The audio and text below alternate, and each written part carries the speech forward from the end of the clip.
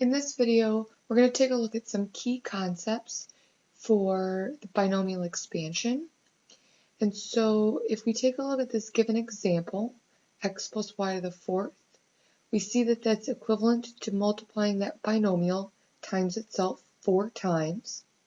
And if I actually FOIL or multiply out the first two parentheses, I'd get x squared plus 2xy plus y squared.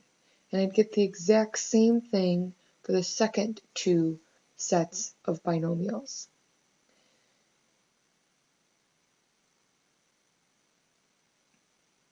This is then equivalent to taking this very first term, x squared, and multiplying it by each of the 3 terms in the second parentheses, doing the 2xy term times each of those 3, and then the y squared term times each of those 3.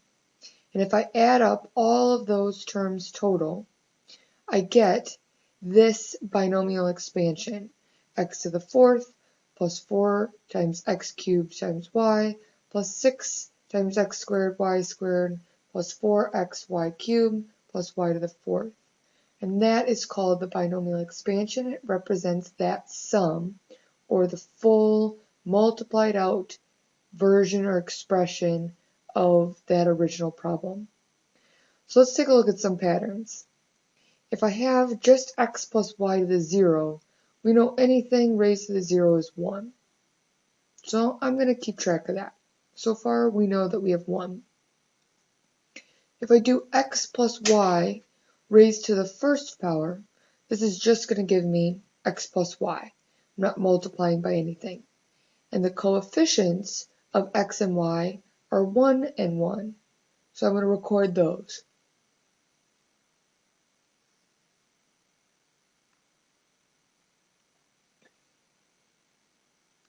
Moving on, x plus y squared, we know is going to equal x squared plus 2xy plus y squared.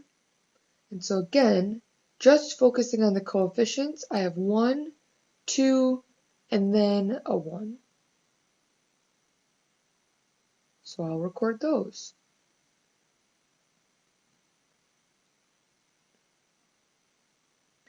Moving on, x plus y cubed.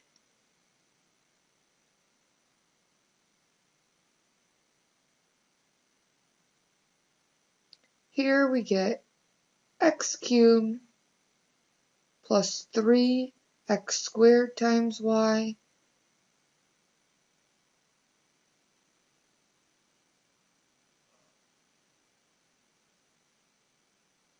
plus 3xy squared plus y cubed. Recording those coefficients, I have 1, 3, 3, and 1.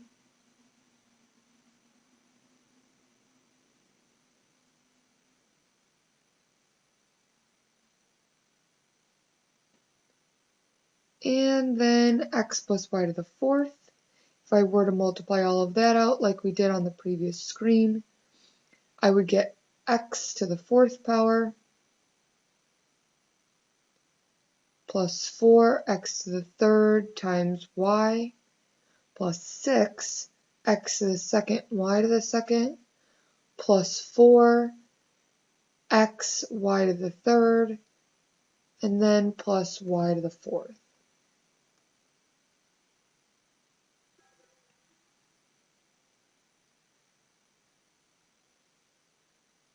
This will be the last time, but we'll record these coefficients, 1, 4, 6, 4, and 1, over on the right. What we see here is that we've developed this triangle, and this triangle represents all of the coefficients and the pattern developed of the coefficients when I multiply binomials. So 3 I can see is equal to 1 and 2 added together above. The 6 is equal to the 3 plus 3 above it. And the 4 is equal to the 1 and 3 above. And every time I see that it starts and ends with a 1. This is called Pascal's Triangle, and it's extremely beneficial to save us time so that we don't have to always multiply out every single expansion. I would know that if I was going to do x plus y to the 5th, that I'd get 1, 5, 10, 10, 5, and 1 as my coefficients, and so on. You can see what the 6th, x plus y to the 6th power would be.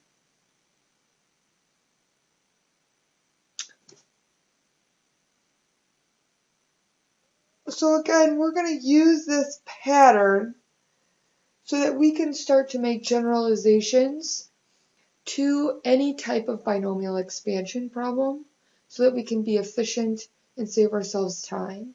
Otherwise, any one given binomial expansion problem could take a whole page.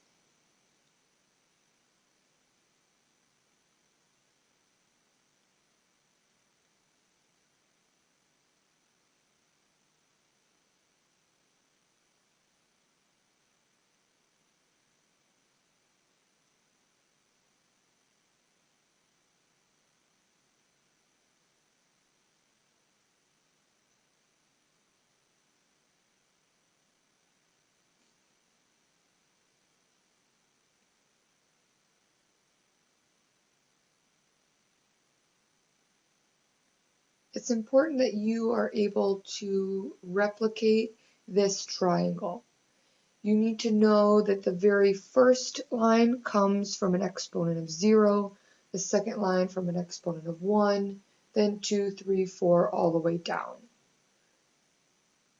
Any given line, 1, 3, 3, 1, the fourth line down, representing the third exponent, will give me 1, 3, 3, and 1 as the coefficients for that binomial expansion.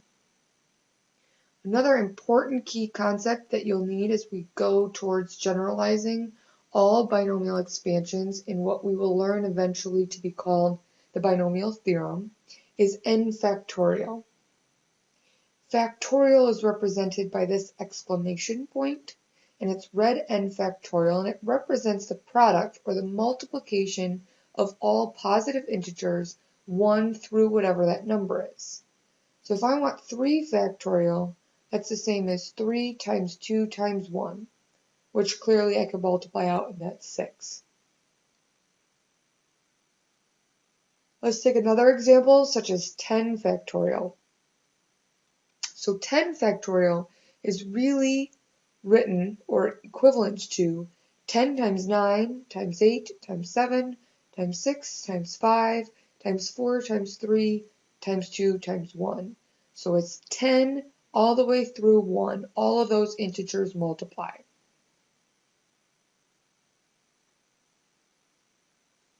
Give you a minute to write that down.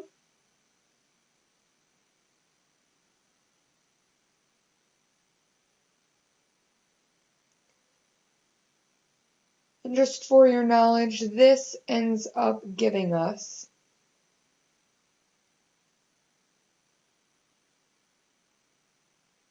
3,628,800. So 10 factorial is equivalent to that 3 million number. Lastly, you may be asked to evaluate an expression where you have multiple factorials. So suppose I give you 5 factorial divided by 2 factorial times 3 factorial. Well, 5 factorial we know is equal to 5 times 4 times 3 times 2 times 1. And I'm dividing that by 2 factorial, which is simply 2 times 1, and then times 3 factorial, which is 3 times 2 times 1. Well, before I actually multiply that out, let's find common terms on the top and bottom that would divide out. So I can cross off the 3's, the 2's, and the 1's. This gives me 20 over 2, and I know that is equal to 10.